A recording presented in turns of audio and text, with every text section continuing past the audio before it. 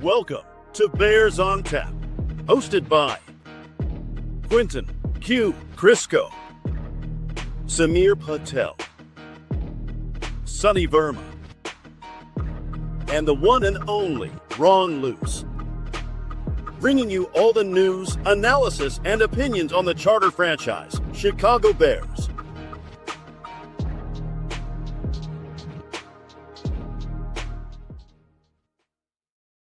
And welcome back to another episode, the first off-season episode of Bears on Tap. My name is Quinten Krzysko. I am joined by Samir Patel, who is sporting the lovely, the handsome On Tap Sportsnet shirt. Very good stuff. I didn't notice that in our pre-show. Great stuff to see. Samir, how are you doing this evening? Just repping. I'm doing great. Doing great. I think the disappointment of the Bears loss took a couple days, but I'm on the other side of it now. Awesome season, really excited about what they're building, ready to dive into kind of the offseason program that you talked about here. So doing great. Our Bulls are also making moves, so I'm trying to stay on top of that as well. Happy to be here. Yeah, not to get too sidetracked on basketball, because this is a football Bears podcast, but like I had a buddy from high school texting me earlier today about the Bulls stuff, about like what the Bulls were doing, and it's kind of like, I was like, I've been so checked out on them for years now. It's like I was talking to him. I was like, I don't think I've watched a game since Chris Dunn was a Bull. Like, that's how much Jerry Reinsdorf has ruined it for me. So like, it's tough. Yeah, he's not a good owner, and I think it's hard too, right? Because you have to pay $20 a month if you want to watch them. So it's I can see a lot of people being turned off to that because of that reason. I actually had CHSN to start the season because they started well, and then I canceled it maybe like two weeks ago. But who knows? Maybe it'll come back. Yeah. But back to the Bears. Today, we're giving out some awards. So we are looking at the top play of the season, the best moment for the Bears this year, the best individual drive of the season, and then giving an offensive player of the year, a defensive player of the year, and an MVP. And then at the end of the show, we're going to talk about some of the coaching carousel stuff that's going on with the Bears right now. Some of the comp pick conversation about, what was happening with the Ian Cunningham stuff. And then we're going to talk through pretty briefly our upcoming podcast schedule, what the offseason is going to look like for us. But Samir, you ready to jump into this? Let's do it. All right. So our first category here is top play of the 2025 Chicago Bears season. And I wrote down some candidates here as I was like doing some research for this, and I kind of want to go through a handful of them, of the options, right? And if you're in the comments and you hear any that, and you don't hear one that you think needs to be, throw it in there. But so the first one that came to mind for me was in chronological order. I wrote these out. Against Cincinnati, Colson Loveland's 58-yard touchdown, 25 seconds left in the fourth quarter, trailing by 1 point. Perfect layered throw over the middle of the field, right over the linebackers. Colson Loveland catches it at the third level, so at where the safeties are, breaks the safety's tackle, and then scampers like 30-plus yards to the end zone for what was essentially the game winners. I think there were only like 10 seconds left on the clock.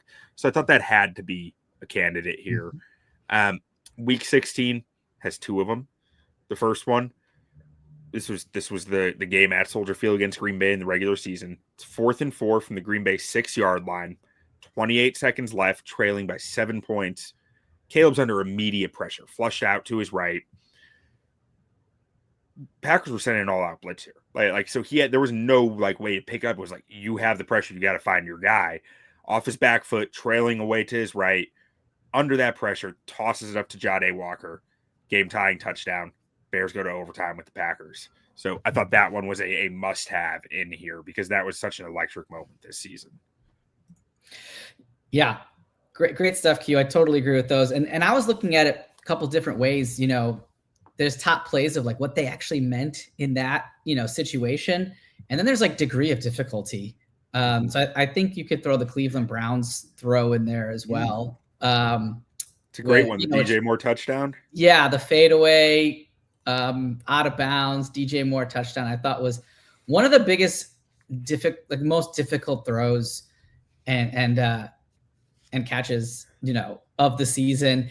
And the other one that came to mind, and this one is kind of an underrated one, was the dart he had to Olamide Zaccheaus in the Commanders game. That was a diving catch. I thought was just an unbelievable play. But yeah, it just like the wow factors there. And then did you come up with any that were non-Caleb related, just out of curiosity? No, I didn't. I tweeted something out a few weeks ago of like Caleb Williams 2025 highlight tape is going to hit like Tavon Austin at West Virginia, and I 100% believe that. Like I'm gonna have a really hard time not going with a Caleb play. But moving on, I had a few more here. Another week 6 against Green Bay one has to be the game winning touchdown in overtime to DJ, 46-yard bomb. Contested catch, ball was right on the money, exactly where it needs to be for DJ to be able to make a play, but the corner can't. Honestly, like that was a Caleb play, but that's also a DJ play because that was a tough catch. A lot of Green Bay PI'd during that play. Still brought it down. In the playoffs against Green Bay again, fourth quarter, 4th and 8. Caleb scrambling to his left, defender grabbing his feet as he releases the football. Dropping it in the bucket for Rome Odunze about 25 yards downfield.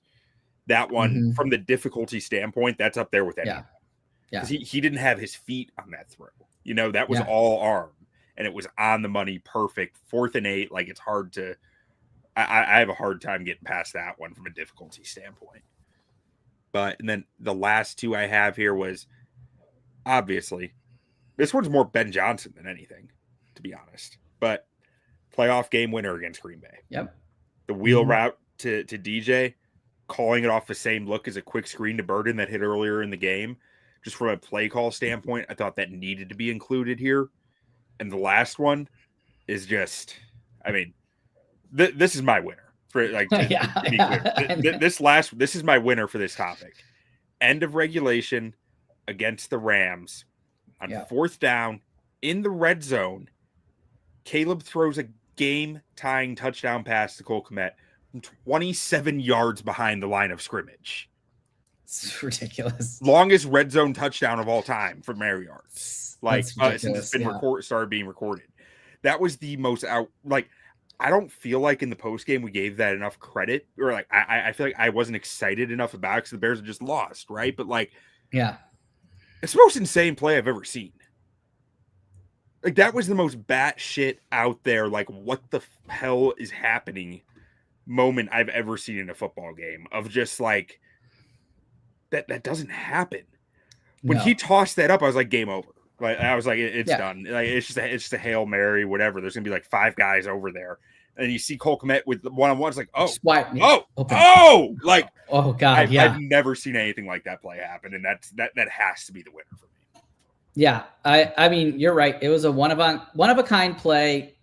And if we're talking about top plays, it's the most impressive, most ridiculous, in the biggest moment, deepest into the season that you could have, right? So it checks a lot of boxes.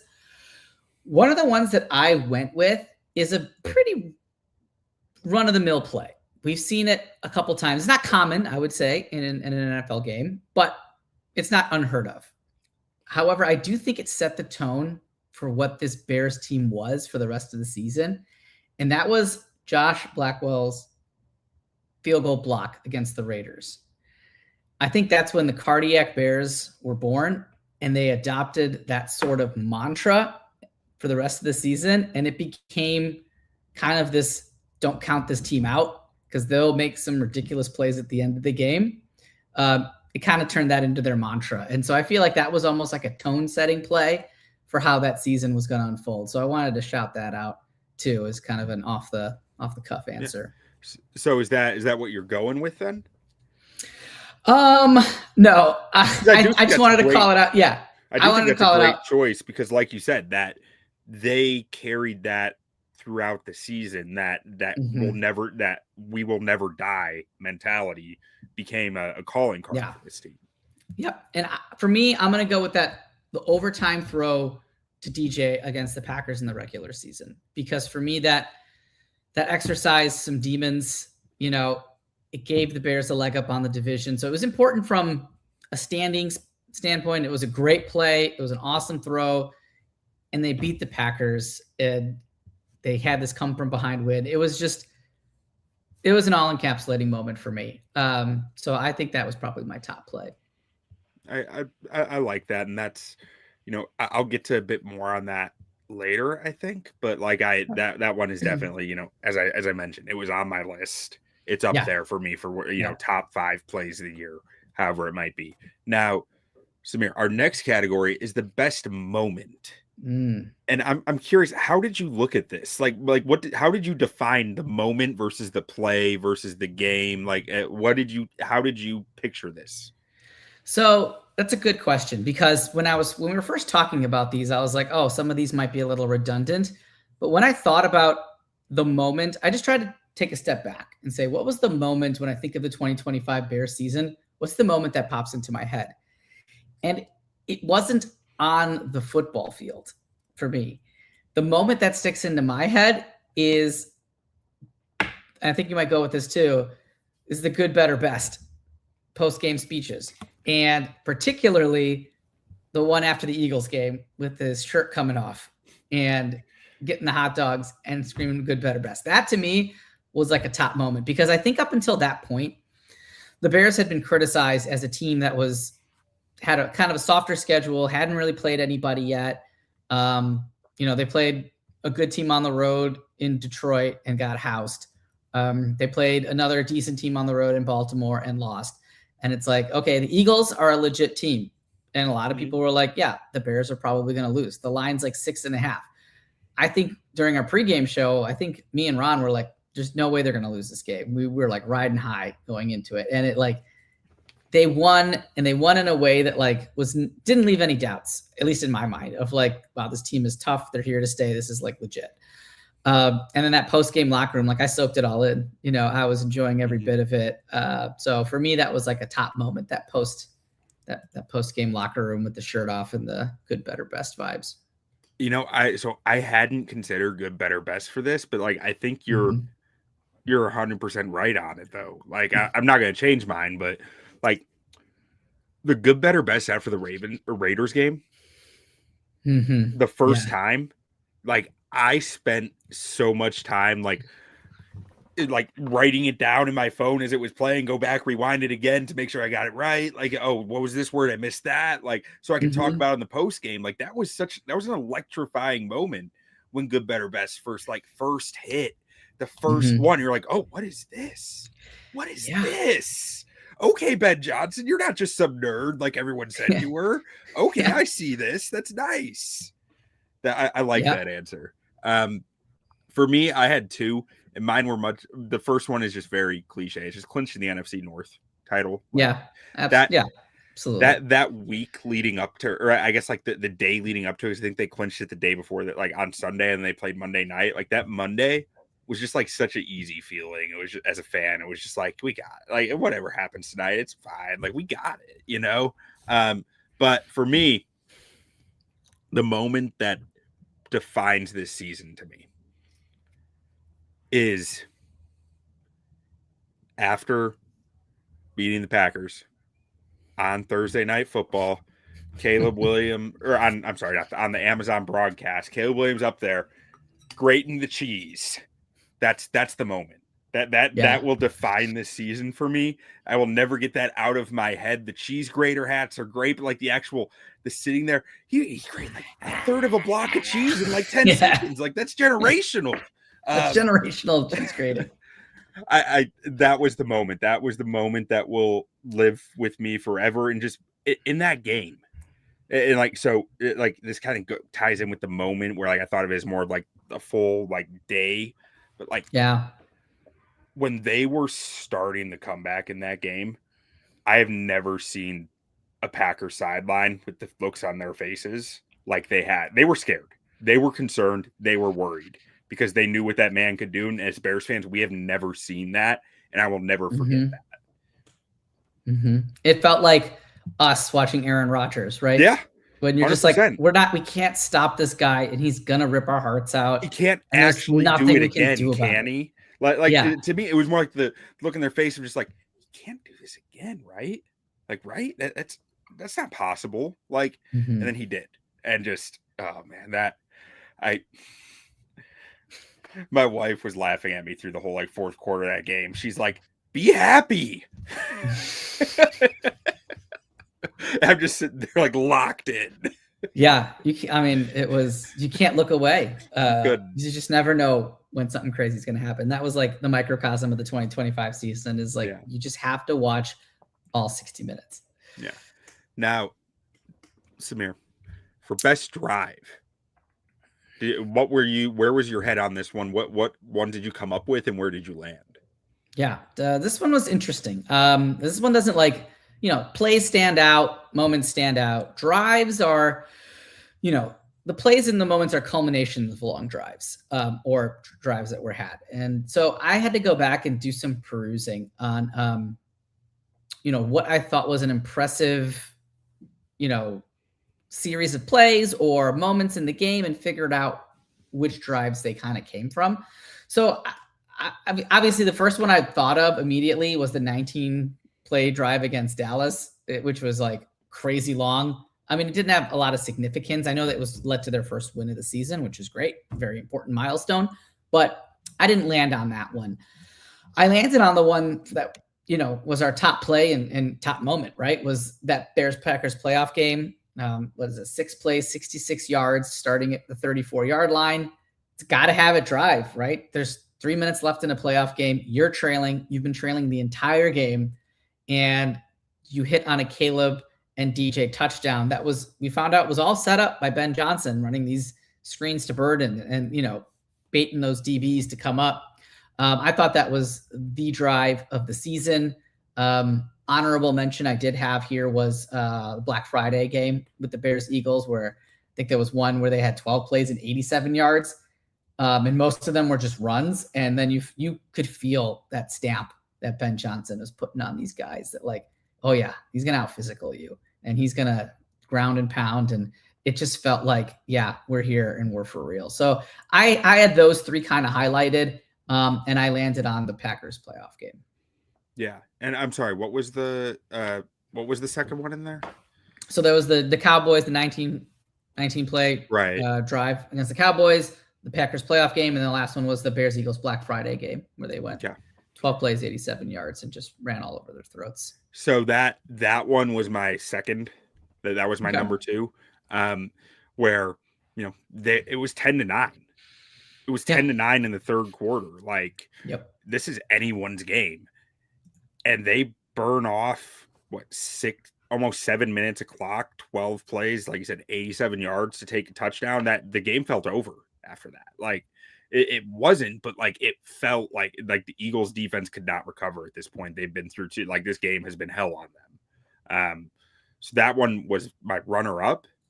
But best drive, and this one, like which Packers one did you choose? It was playoffs, right? Which playoff one where they took the lead? Took the lead. Yeah. I'm going with the one before that. Okay. Against the Packers in the playoffs, trailing 27-16. The Bears drive 76 yards for a touchdown to Olamide Zaccheaus, convert for 2 points, and cut the deficit to 3. 4 minutes left. And this is the moment that I was talking about where they panned to the Packers sideline and they were just all like, their eyes were dead. They looked like they were just like, it can't happen again. It's a great call. And it did. But Bears didn't run the ball once on that drive. Caleb was only 50% of that drive. He was 5 for 10. They're 81 yards. 81 yards and a 76-yard drive. How does that make sense? They had a false start on 4th and 3 to push it back to 4th and 8. Yeah. And that's the insane throw to Rome, where Caleb didn't have his feet. Like this drive was, to me, like it was the most aching, painful drive to ever watch for me. But it was also like incredible and something that it defines this season for me in a lot of ways. That a lot of that game obviously does based on my answers here. But that one to me, it was like that was the gutsy drive of that game, because it was like, it's not garbage time. There's still 4 minutes left after you scored. It's true. The Packers are going all out to stop you here, to keep you from getting back in the game, and they took every punch and said, you know what, we're still getting 8, not 7, 8. But let's call. move it. Let's move it on to our next category here, and that's offensive player of the year. So my MVP is an offensive guy, and we'll get to MVP last in this. So like I'm choosing a different guy for offensive player of the year. Like pointedly, I'm not choosing the same as the MVP. Same. I've got two different choices as well. Do you want me to go first, or do you want to go first this time? It's all you, Samir. All right. Well, I think it's pretty easy, at least for me. I mean, it's 18 for offensive player of the year, the Iceman. I mean, what a season. Cut his sacks 68 to 24. His EPA per dropback. I mean, I didn't realize this. He went from 28 to 14. So, I mean, it's really, you got to make sure you're saying per drop back, because like yes. His EPA per designed rush was really bad. His EPA on like there were a few fumbled snaps and stuff that were bad, and then like QB sneaks were bad. So like it's a big difference there between like EPA per player, EPA per dropback. Per dropback, yeah. The dropback numbers were staggering, so I went with those 28 to 14. And if you're sitting here that worried about the quarterback with a few fumbled snaps or poor QB sneaks, I don't know what to tell you. That's not what I'm worried about, the quarterback position. Right. Even his TD interception ratio improved, right? 3.3 to 3.8. And honestly, besides all of that, I felt like he took on the persona of his coach a little bit as the season went along. You know, the podium. I think, was it Brendan that mentioned this a couple weeks ago? That podium game really started to improve. You can sense the maturity, the ownership, just the calmness. I think he took that leap that he kind of needed to. The body language got cleaned up. So I think I'm going to go with him for offensive player of the year. I'm surprised it's not your MVP. So I'm curious to see who you go with. Yeah. But okay. For my offensive player of the year, I got to follow my heart here. I got to follow the most decorated player on the team. And that's Mr. Joe Thuney.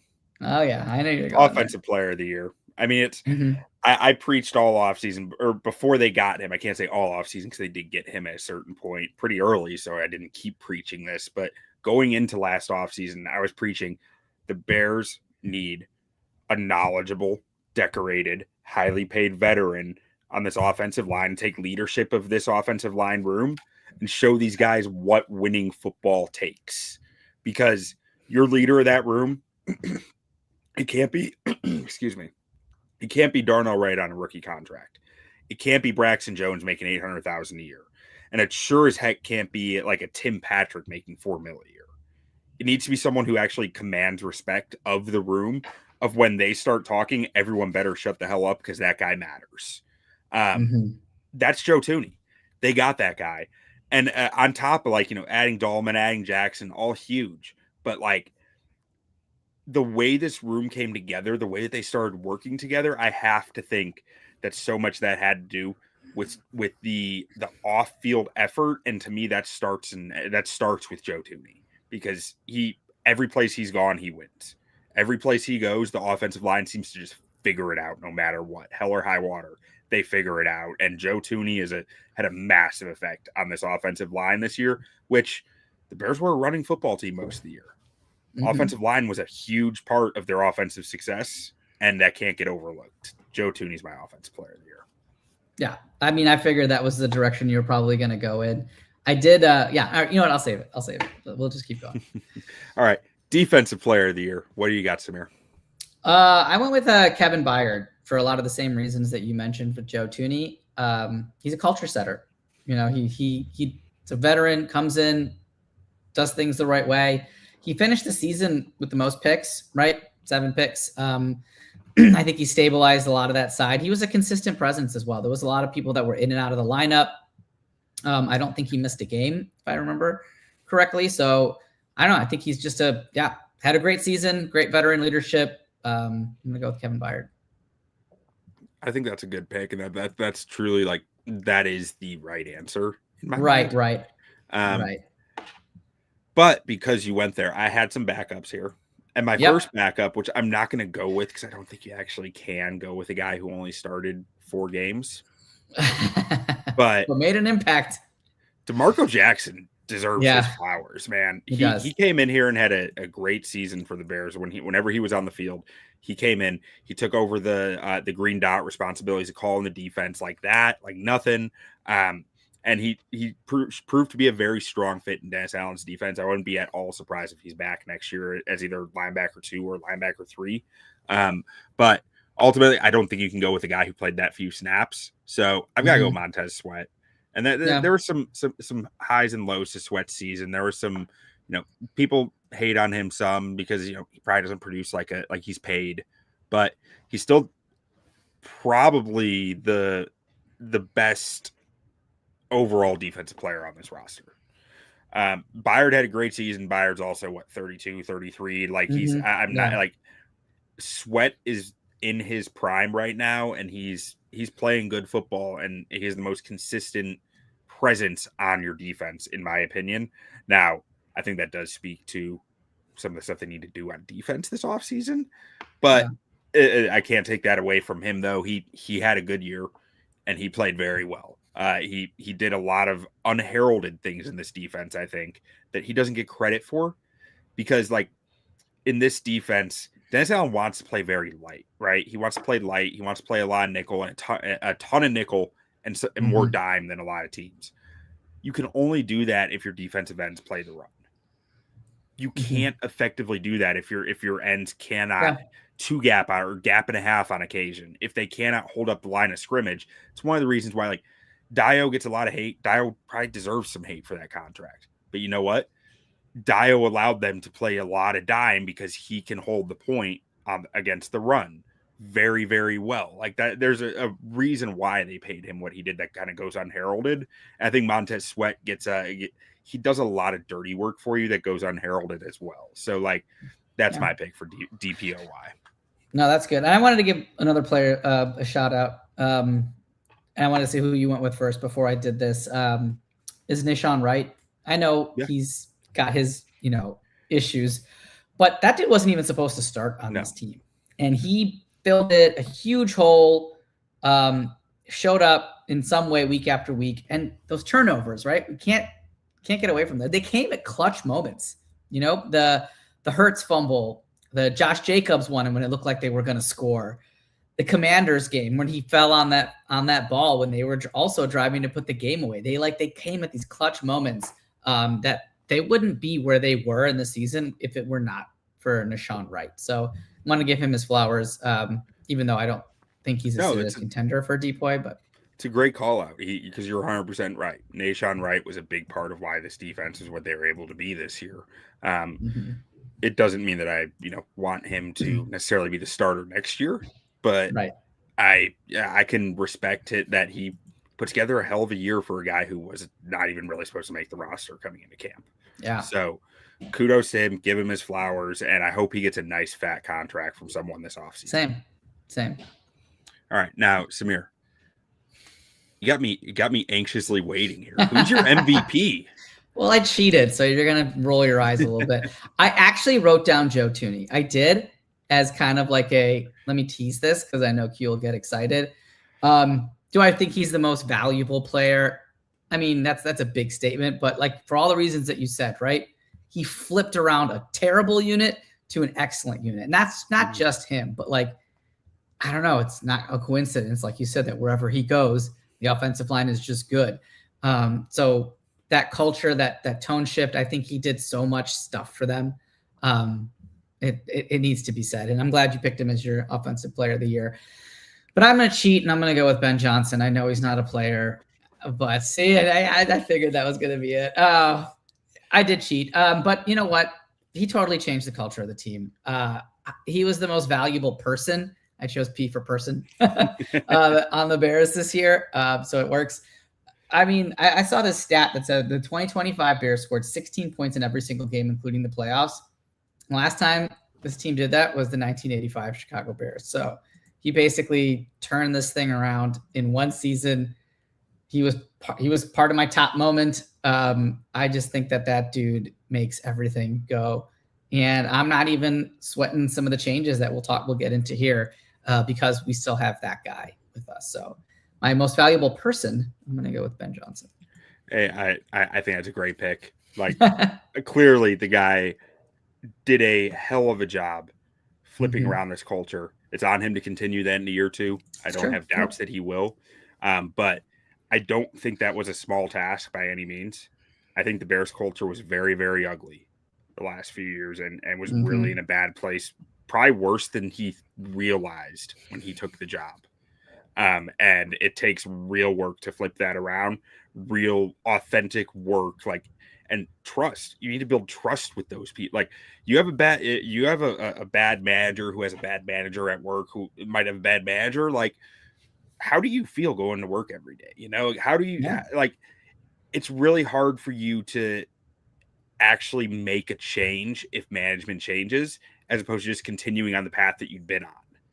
So for them to take that inertia and flip it around as quickly as they did, that means a lot to me, and I'm very excited to see where it goes from here. But for my MVP, I'm going with 18. It's Caleb. Yep. I mean, it's. I could get the argument like through the first 3 quarters of the year, if you could say someone else, because there was still a lot of ups and downs and bumps, but like the way this guy finished the year and into the playoffs, like, it's hard for me to go anywhere else. Like, the way that he was carrying a lot of that offense in the playoffs, especially against the Rams when they really couldn't run to the left at all. So they had to only run right. That becomes predictable. Your run game isn't working. Well, Caleb, can you put on the cape? Like, that's how that game went in my mind. And like I said earlier, against the Packers, they didn't run once on that second to last drive. Yeah. They couldn't run the football. They didn't have time. It was all on Caleb's shoulders. So, like, to me, that's MVP. Our MVP award includes playoffs, and it's Caleb Williams for me. Beautiful choice. Yep. Yeah. All right. So let's go ahead and get into some of the talk about the Bears coaching carousel right now. Yep. There's not a lot. Eric Bieniemy went back to KC. It sucks because I do think that he did some really good stuff with DeAndre Swift this year and with Kyle Monangai. But I also just trust Ben to fill that well. He hasn't filled it yet, has he? No. Okay. I trust that. Basically, I trust that coaches around the league see what the Bears are doing right now, and their interest. Like, they just saw Declan Doyle get an offense coordinator position at 29 years old. Like, that brings some of the brightest minds to your doorstep when you start doing that stuff. So, to me, I don't think they'll have issues filling this spot. But what are your thoughts on it, Samir? No, I agree. And I touched on in the segment before here with Ben Johnson, he gives me some confidence that some of these departures they'll have answers for. Obviously, Bieniemy, I think we'll be okay with that one. It's, as a position coach, I think they'll be able to find somebody. Offensive coordinator, I'm not 100% sure how much Declan really impacted what was going on day to day. And we know that Ben calls the plays. I think Declan is kind of like a player's coach a little bit, gets with the guys, kind of breaks down film with them a little bit, maybe gives them some of that tutelage. They're already interviewing, I think, a gentleman, Connor, I forgot what his last name is, from Arizona. Connor Senger. Yeah, who seems to maybe be fitting that Declan Doyle mold. So it seems like they've already got that young, bright mind pegged from that. So I think those two, I think the Bears will be okay. And I'm happy for Declan Doyle and all that with the coaching search. They also did bring in Will Lawing, and I'm not really sure what his role is. I'm not even sure what the contract looks like or if there is one, but he came from BC, I think. Yeah. And he's joining the Bears staff, or was set to in some capacity. So he primarily worked with tight ends at BC, which obviously I don't know if there's a huge need for that position, especially because Ben Johnson coached tight ends as well. So interested to see where he kind of lands on the offensive staff. And also he was a wide receiver in North Carolina when Ben Johnson was coordinator there. So there's a very close connection between those two. And I mean, it's last year at BC, he was offensive coordinator and tight ends coach. So he was in a fairly prominent role there. So it's interesting to see. I'm going to be interested to see what his role is here. because he gave up some decent money if he was OC and tight ends coach at BC. That'll be interesting to see. But from the Connor Sanger aspect, I've heard good things about him just like briefly since it came out earlier today, that he's an exciting name. He's a riser. He's been promoted like every year in Arizona that he's been there. So that's interesting. That's exciting. But ultimately, I'm not that concerned about it. It's nice to not be concerned about it because like guys are gonna want to be here with Ben Johnson. Like he is a magnet to bright minds right now. He should be, at least, and I think he will be. Now, I do think that I do think that being Ben Johnson's offensive coordinator is a difficult job. I think that he works them to death. Not any more than like other NFL jobs. Like I think that he has them grinding a lot of tape. But he's very intense. It clearly paid off for Declan Doyle, though. So like I think that it's going to be this could be a common occurrance for the Bears if everything goes right going forward. Yeah, he does on coaching tree very soon. Yeah. I mean, he kind of already does if Declan got another job. And Declan had his choice of jobs, right? I mean, he was in the running for Eagles offensive coordinator before he withdrew from that. And he can be picky. So it's like, wow, 29-year-old OC can be picky for his next job. It's pretty cool. I mean, some would say it's a lateral move, but it's not if you get to call plays, right? And so right. There's a distinction between play calling and non-play calling. Like, but moving on to our next topic here, it's about the comp picks. Ian Cunningham obviously got hired to be the GM of the Atlanta Falcons, but the way the NFL structures this is because of last offseason, something with the Titans, they changed this rule so that every NFL team needs to designate a number 1 football person and a number 2 football person. And the number 1 football person is the one who gets comp picks, or who can draw comp picks under the criteria if it fits all the justifications. Now, Ian Cunningham is the number 2. The Falcons designated Matt Ryan as their top football person, not Ian Cunningham. So that's why they're not getting them. Do I think it's BS? Absolutely. Do I think the Bears should raise hell over it? 100% with the league office. But at the end of the day, I don't think they're going to get any comp picks by raising hell. I think that their best hope is that they can impact the rule going forward to try to fix the gap here, because there is something that feels like it's against the heart of the Rooney Rule within this to me. Because it is a promotion for Ian Cunningham. He is the GM. Matt Ryan's never run a draft. He's never gone through free agency from the front office side. He's never been involved in a trade. He's not running their front office in that way. So to me, like there needs to be something that gets adjusted here. I'm not sure how they fix it, but like something is wrong. But what are your thoughts? Yeah. And I thought I heard Greg Gabriel tweet out the other day, like, hey, this is all hearsay until the contract is finalized and we know what's in the contract. Nobody can say either way. So, I mean, I don't know if that's happened. It feels like it should have happened by now.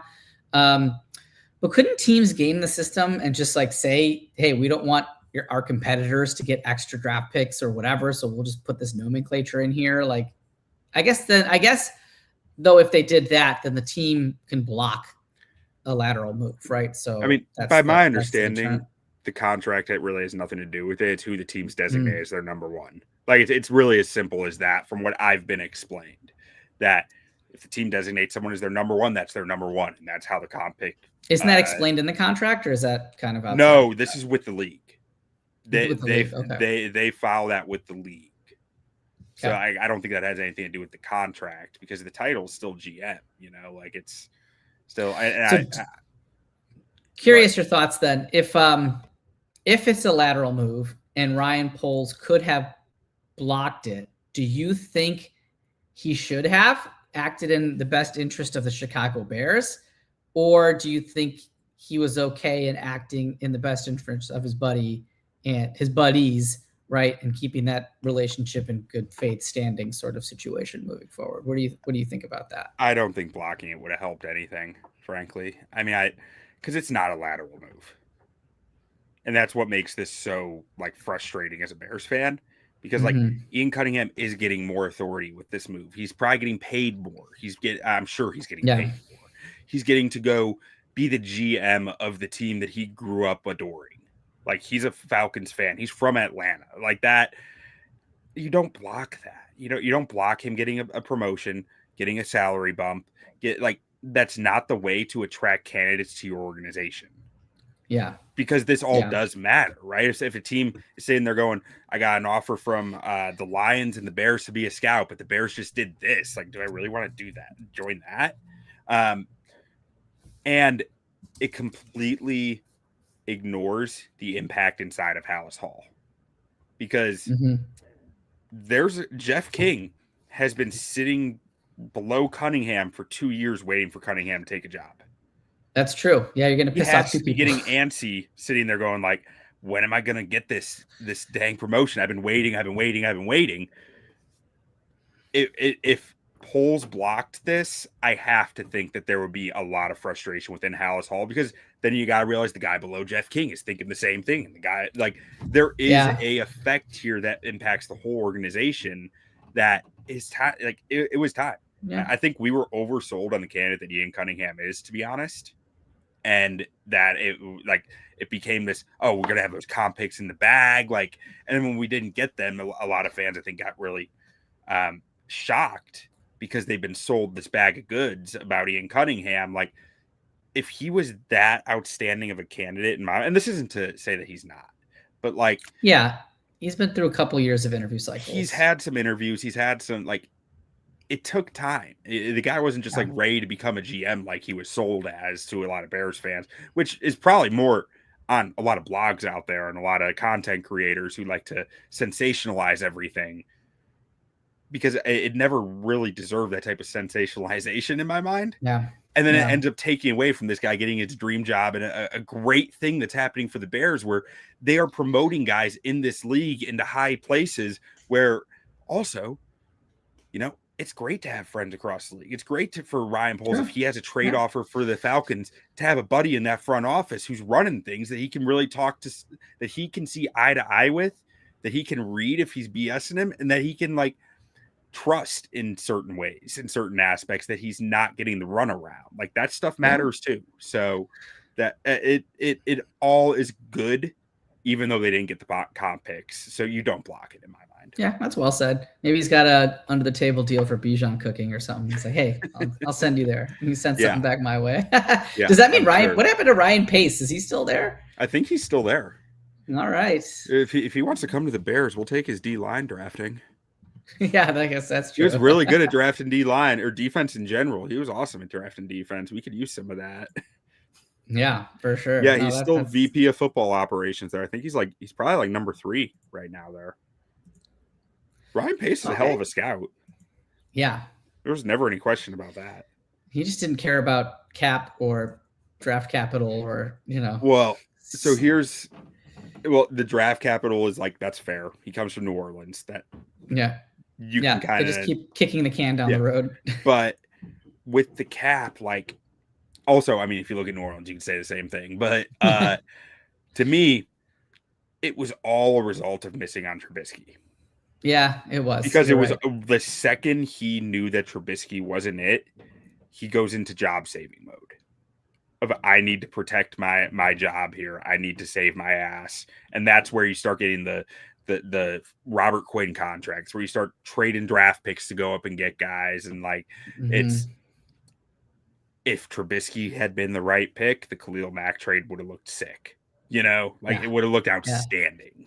It looked awesome without it, but like, it would have been kick ass if they got if they picked a quarterback there. I'm not gonna say Mahomes, but like someone who could at least be a serviceable starter for you long term. Yeah. Like, so to me, that was always the problem with it. He messed that pickup so bad that it cost him his job, and it was delayed as long as it could, but that still cost him his job. Yeah, that's fair. But so let's talk a little bit about what our podcast schedule is going to look like for the off season here. And let's do it. Let me see.